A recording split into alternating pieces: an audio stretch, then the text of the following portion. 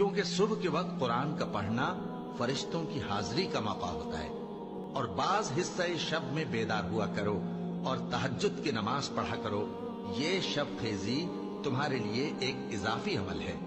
امید ہے کہ اللہ تم کو مقام محمود پر فائز فرمائے۔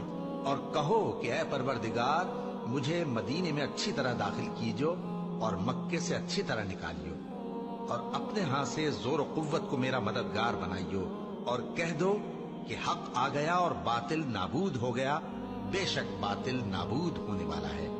اور ہم قرآن میں وہ چیز نازل کرتے ہیں جو مومنوں کے لیے شفا اور رحمت ہے، اور ظالموں کے حق میں تو اس سے نقصان ہی بڑھتا ہے۔ اور جب ہم انسان کو نعمت بخشتے ہیں تو روح گرداں ہو جاتا ہے اور پہلو پھیر لیتا ہے، اور جب اسے سختی پہنچتی ہے تو نا امید ہو جاتا ہے۔ کہہ دو کہ ہر شخص اپنے طریق کے مطابق عمل کرتا ہے، سو تمہارا پروردگار اس شخص سے خوب واقف ہے جو سب سے زیادہ سیدھے رستے پر ہے۔